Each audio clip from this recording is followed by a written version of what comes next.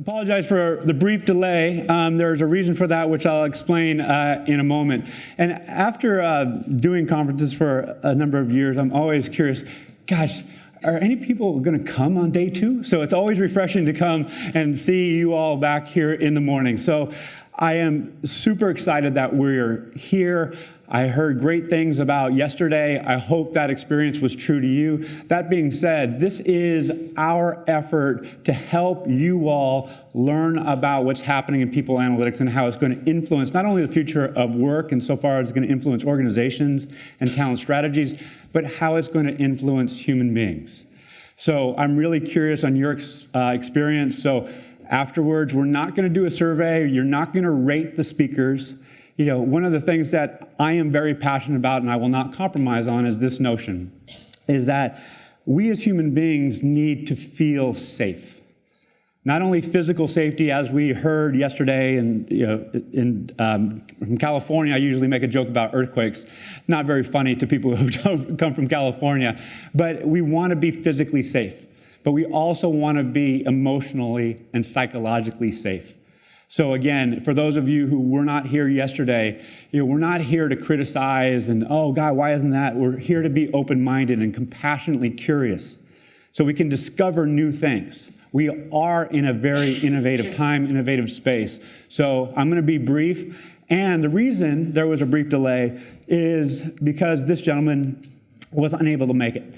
And he is sick. And if he's watching on the live stream, David, get well soon.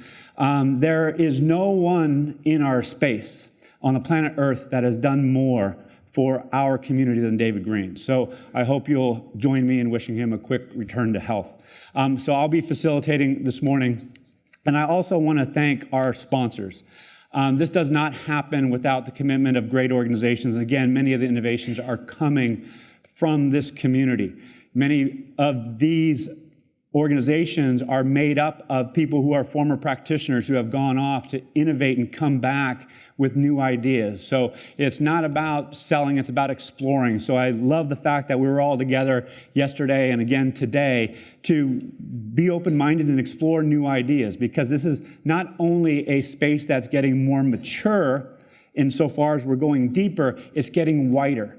So the possibilities are getting more vast. So again, we have to remain attentive to the innovations that are happening in the space. I also want to thank this gentleman, Rob Cross, who I did a podcast with last year. If you do not know, he runs Connected Commons.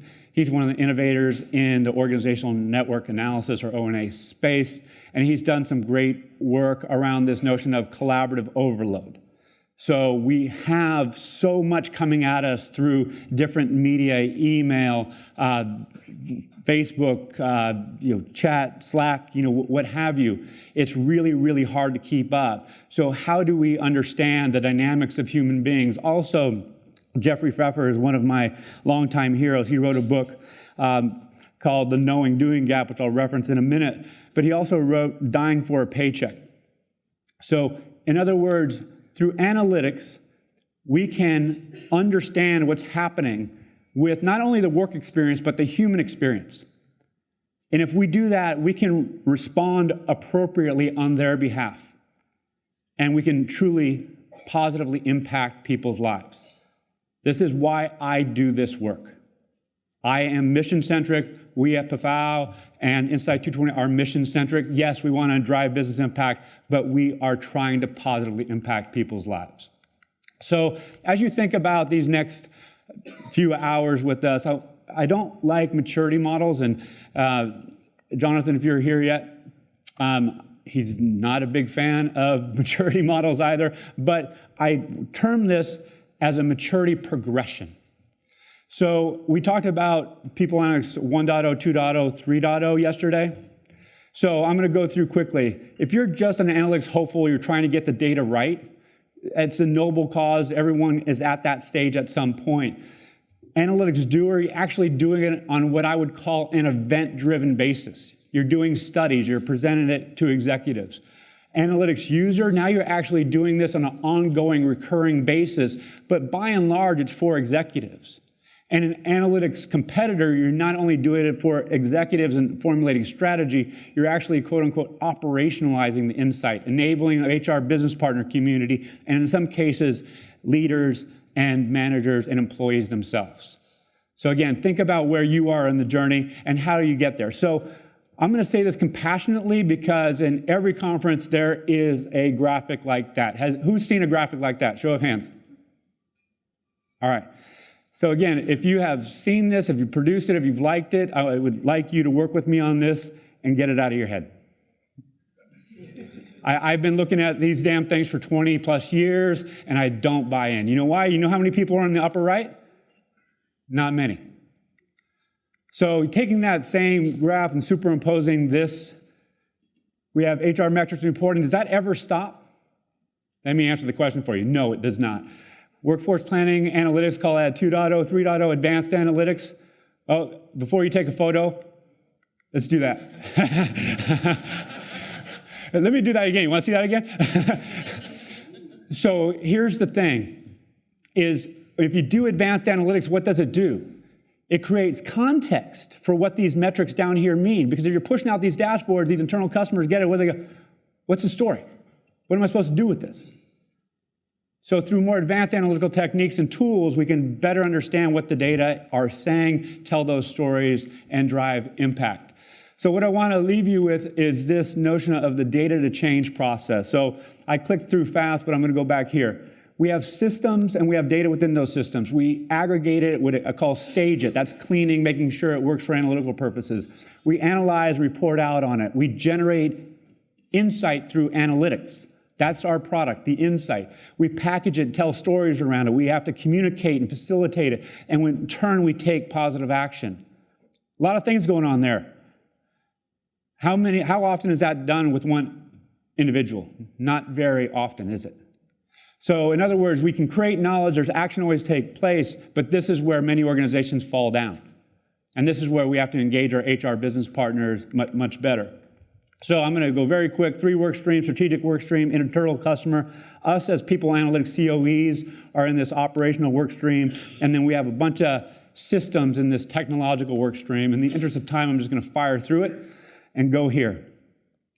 Our internal customers, that strategic work stream, could give a rat's tail about what technologies we're using, right? What they care about are the insights so they can take action. The technologists are just standing up tools so they can, facilitate processes. We, however, have to understand the whole data to change process. We have to understand who's upstream and downstream from us. And we have to facilitate partnerships, and we do that through governance. You with me? Okay. So I mentioned the knowing-doing gap. So as you go through today, recognize that it's easy to understand what to do. It's a much different thing to actually do it. So let's look for those things that are going to help us get to where we want to go. So with that, let me say, if you're going to go from here to here, it's not a straight line. It looks like that. And I don't mean it to be funny, I mean it to be true. And if anyone's gone along this journey, they know what I mean. It's an iterative process. We have to create space to learn, and we have to learn by practicing. We have to do it over and over again. So with that, I am going to leave you. If I don't know how much stupid, I'll just let you read that for a sec. Really don't know why I left that in there. But let's make some great things happen. We have to create our new reality, our new future. And there's going to be a couple people who are going to follow me right now who are going to inspire you to do that because they've actually done it, and they've done it really well. If you're in the tech room, you can switch to Nikki's slide.